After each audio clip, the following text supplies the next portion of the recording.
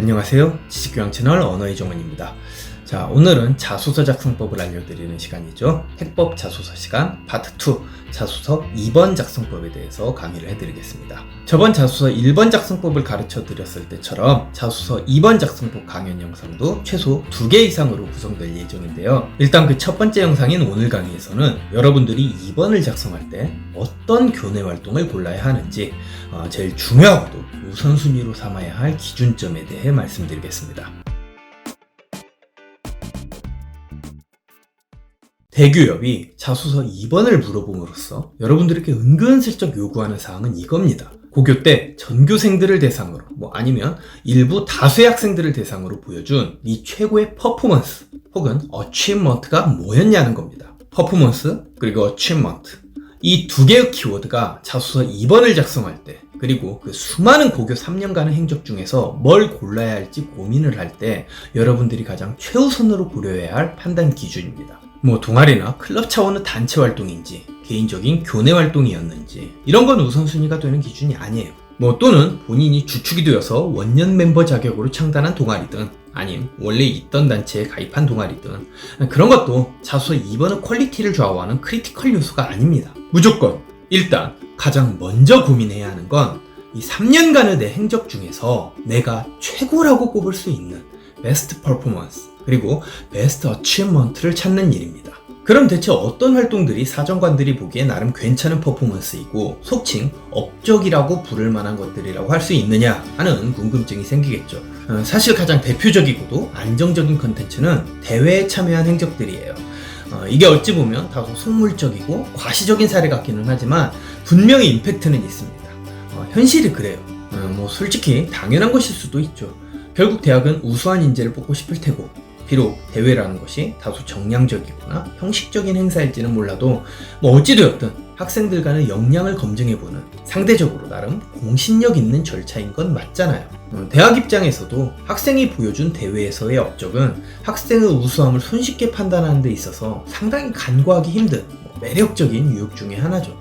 그래서 공개적으로는 그 누구도 서로 아닌 척하고는 있지만 이 대회 참여라는 활동은 대학들이 은근 신뢰하는 교내 활동으로서 수험생들 입장에서도 제법 안전한 컨텐츠라는 겁니다.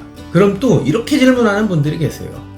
꼭 본인이 참여한 활동의 명칭 자체가 땡땡 대회여야 하는 거냐?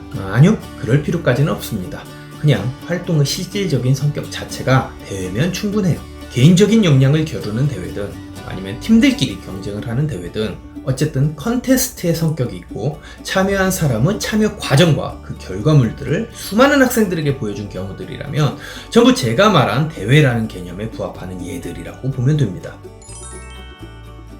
이쯤 되면 이렇게 되묻는 분들도 있을 겁니다. 난 참여한 대회가 없는데 어떻게 하냐? 또는 참여한 대회들은 있는데 내용물과 결과가 너무 비루하다. 그럼 내 자소서 2번은 그냥 나가 뒤져야 하나? 아니요, 아직 살 길은 있습니다. 대회라 할 만한 스펙이 없다면 그에 준하는 스펙으로 대체하면 됩니다. 개인이나 단체 활동 차원에서 어떤 탐구나 연구를 한 뒤 발표물을 만들었다든가 아니면 어떤 아이디어가 적용된 창작물, 발명품을 탄생시켰다든가 혹은 캠페인이나 행사를 진행했다든가 공연 같은 것들을 기획했다든가 하는 등등 이렇게 꼭 컨테스트는 아니더라도 어쨌든 무에서 유를 창조해낸 정신적 또는 육체적 활동들이면 됩니다. 그런데 여기서 중요한 건 그냥 너 혼자서 아니면 동아리 부원들끼리만 웃고 떠들며 즐긴 내용은 안 돼. 영향력의 범위가 넓든 좁든 간에 어쨌든 대외적인 영향력 자체는 있는 활동들이어야 좋습니다. 그러니까 이게 하다못해 교실 안에서든 아니면 전교생을 대상으로 한 규모로든 뭔가 공론화가 되었다고 봐줄 만한 성격과 뉘앙스의 것이어야 한다는 겁니다. 주변 친구들한테 아니면 학내 대부분의 구성원들에게 자신을 지적이고도 선한 영향력을 보여줬으면 직하다고 여길 만한 활동 내역일수록 좋습니다. 만약 이놈의 지적이고도 선한 영향력조차 난 없는 것 같다. 이렇게 없는 것 같다 싶을 땐 제가 앞선 영상들에서 뭐라고 했습니까? 그냥 그런 것처럼 꾸며 쓰세요. 쉽게 예를 들어 자신이 A라는 프로젝트를 실천한 적이 전혀 없음에도 불구하고 마치 A를 수행한 것처럼 꾸몄으면 그건 100% 거짓 맞지만 A라는 프로젝트를 실천했고 그 수행 결과로 인해 학교 안의 불특정 다수들이 어떻게 느꼈는지 또는 어떻게 이해했는지 내 나름의 주관적인 관점으로 기술을 한다면 그건 해석일 수는 있어도 거짓은 아닌 겁니다. 팩트와 해석의 영역을 적절히 섞고 분배하고 그 사이를 묘하게 줄타기를 할 줄 알아야 내 자소서가 풍부해질 수 있다는 점, 이걸 꼭 명심하셔야 합니다. 굉장히 중요한 스킬이에요. 자, 어쨌든 정리하자면 자소서 2번은 교내 활동을 선정할 땐 나의 고교 3년간의 행적 중에서 자기 나름대로 최고의 퍼포먼스 또는 어치먼트라고 할 만한 것들을 우선순위로 삼아야 한다는 점, 그리고 퍼포먼스와 업적을 드러내는 요소로서 제일 좋은 것 역시 대회 참여 내역이라는 점. 만약 그게 없다면 차선책으로서 넓든 좁든 어찌되었든 대외적인 영향력을 행사한 활동이어야 한다는 점. 이게 오늘 강연의 핵심이자 요체입니다. 그럼 오늘 영상은 여기에서 마치도록 하고 다음 영상부터는 자소서 2번을 작성하는 두 번째 팁을 알려드리겠습니다. 자, 그럼 지금까지 시청해주셔서 감사합니다. 다음번 영상에서도 여러분들에게 유익한 정보를 갖고 찾아뵙도록 하겠습니다. 오늘도 여러분들 모두 지적인 하루 보내시길 바랍니다.